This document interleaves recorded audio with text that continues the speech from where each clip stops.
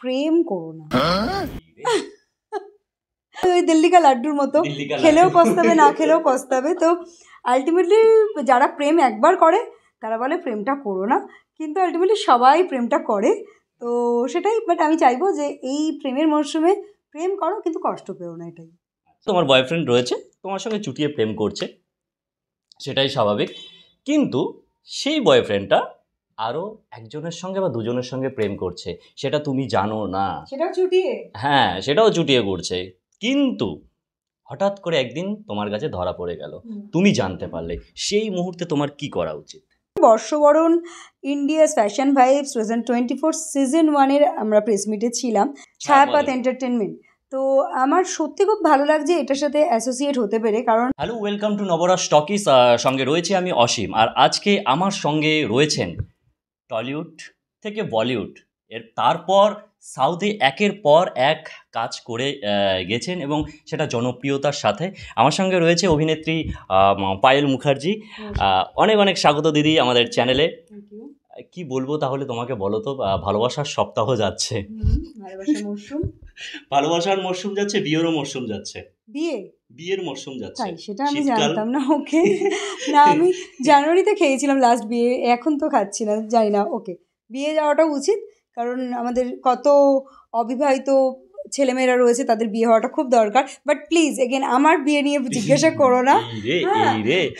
তো সবাই বিয়ে করে শান্তি থাকুক, আমার বিয়ে করে শান্তি চাই না, আমি এমনি শান্তিতে আছি অ্যাকচুয়ালি। আচ্ছা আচ্ছা আচ্ছা, বেশ। আচ্ছা, এটা তো বলতে পারো যে ভালোবাসা বলতে তুমি কি বোঝো? অনেক বড় একটা শব্দ, অনেক যার হয় না অর্থ, এটা খুব একটা অর্থবহ একটা শব্দ, বলাটা খুব ডিফিকাল্ট। তবে হ্যাঁ, ভালোবাসা আমি এটুকুই বুঝি, ভালোবাসা মানে সেখানে দুটো মানুষের কমিটমেন্ট, এটা আমার কাছে সবথেকে ইম্পর্টেন্ট। এবং সেটা নট অনলি লাভ রিলেশনশিপ, আমি বলবো যে কোনো জায়গাতেই দুটো ভালোবাসা মানে দুটো মানুষের আন্ডারস্ট্যান্ডিং এবং কমিটমেন্ট। আচ্ছা, সামনে 14ই ফেব্রুয়ারি ভ্যালেন্টাইন্স ডে, তো ভালোবাসার মানুষকে কোনো সারপ্রাইজ দেওয়ার কিছু থাকলে তো দেবো। না না, আমার কাউকে দেওয়ার নেই, বাট কেউ যদি আমাকে সারপ্রাইজ দিতে চায় আমি ওয়েট করে বসে আছি, প্লিজ। দর্শক বন্ধুরা বসে আছে ওয়েট করে। ওকে, আমি আর একটা প্রশ্ন করছি, প্রেম করে বিয়ে করা ভালো না প্রেম না করে বিয়ে করা ভালো? প্রেম করে, এনি টাইম। মানে তুমি যে কি বলবো, যে কষ্টের বোঝা নিতে চলেছো, অ্যাটলিস্ট জেনে বুঝে নাও, সেটা বেটার না? মানে তোমার রিগ্রেট থাকবে না যে আমি তো জেনে বুঝেই করেছি। হ্যাঁ, তাহলে তুমি এটা মানে বলছো যে লাভ ম্যারেজ করে বিয়ে করলে সুখী হওয়া যায়? সুখ অসুখ এটা তো নিজেদের ওপরে অবভিয়াসলি, কিন্তু ওই বললাম যে কোনো রিগ্রেট থাকবে না যে আমি তো এত বছর ধরে বা এত দিন ধরে দেখেই তারপরে আলটিমেটলি মালা বদলটা করেছি। কিন্তু মানে অ্যারেঞ্জ ম্যারেজের ক্ষেত্রে, মানে প্রেম না করে অ্যারেঞ্জ ম্যারেজের ক্ষেত্রেও কিন্তু এখন প্রেম হয় বেসিক্যালি, সেটাই হয় ইনফ্যাক্ট, যে অ্যারেঞ্জ ম্যারেজের পরেও লোকে একটা কোর্টশিপ পায় 6 মাস 1 বছরের, প্রেমটা হয়ে যায়। কিন্তু একদম মানে উইদাউট প্রেম বা উইদাউট নোয়িং, জাস্ট ওই একটা কানেকশন বিল্ড হলো, বিয়ে হয়ে গেল, আমার মনে হয় সেটা খুব ডিফিকাল্ট অ্যাকচুয়ালি। আচ্ছা, তাহলে এবার আমি ধরে নাও তোমার একটা বয়ফ্রেন্ড রয়েছে, ওকে? এবার আচ্ছা, তো সেই বয়ফ্রেন্ড, আচ্ছা প্রশ্নটা আমি বলি, তুমি একটু তাহলে শুনে নাও, তারপর উত্তরটা পরে ভেবে বলবে না ভেবে বলবে, সেটা তোমার ব্যক্তিগত বিষয়। না ভেবে কি বলবো, যা বলবো একটু তো ভাবতেই হবে। ওকে, তো ধরে নাও তোমার বয়ফ্রেন্ড রয়েছে, তোমার সঙ্গে চুটিয়ে প্রেম করছে, সেটাই স্বাভাবিক, কিন্তু সেই বয়ফ্রেন্ডটা আরও একজনের সঙ্গে বা দুজনের সঙ্গে প্রেম করছে, সেটা তুমি জানো না। সেটাও চুটিয়ে? হ্যাঁ, সেটাও চুটিয়ে করছে, কিন্তু হঠাৎ করে একদিন তোমার কাছে ধরা পড়ে গেল, তুমি জানতে পারলে, সেই মুহূর্তে তোমার কি করা উচিত?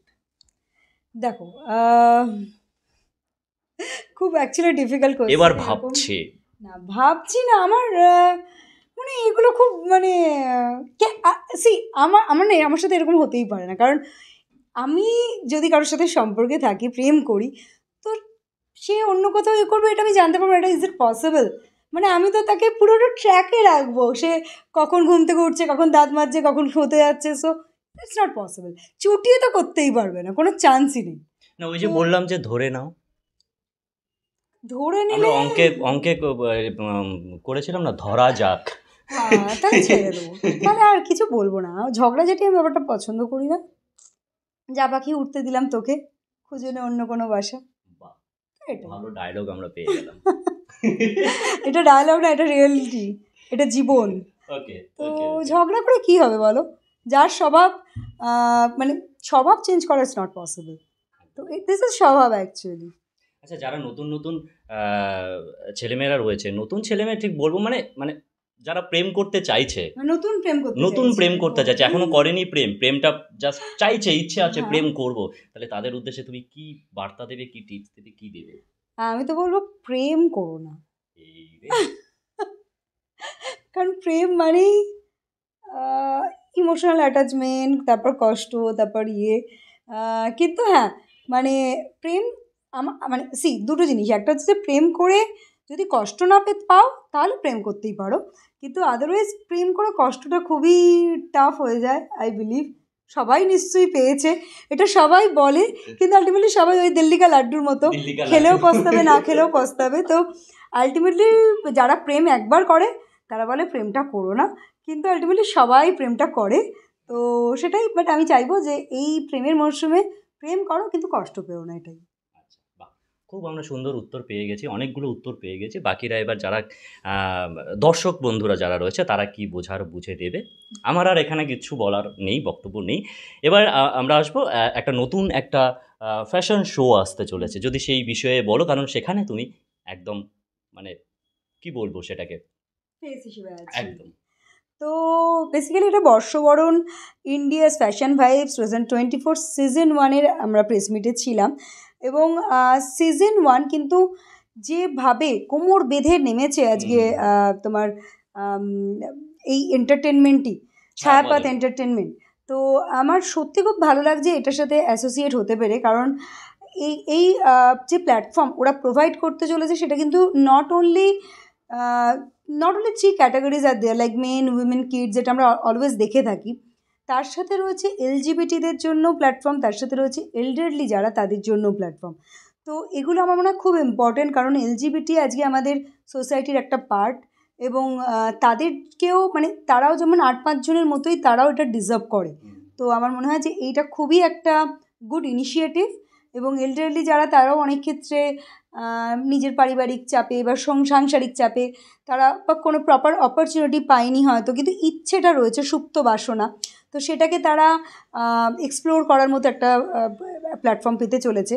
তো এগুলো তো রয়েছে, তার সাথে এই ফ্যাশন ইভেন্টের সাথে কিন্তু মানে ফ্যাশন শোও রয়েছে, এবং কনসার্ট রয়েছে, Concert মিউজিক রয়েছে। কনসার্ট, যেটা ভীষণ ইউনিক। লাইভ। এবং হ্যাঁ, লাইভ মিউজিক কনসার্ট, বাউল গান আছে, এবং আমাদের খুব প্রিয় সিঙ্গারের মিউজিক কনসার্ট আছে। তো সব মিলিয়ে খুবই একটা জমজমাটি একটা প্রোগ্রাম হতে চলেছে এপ্রিল মান্থে, আমরা দেখতে পাবো।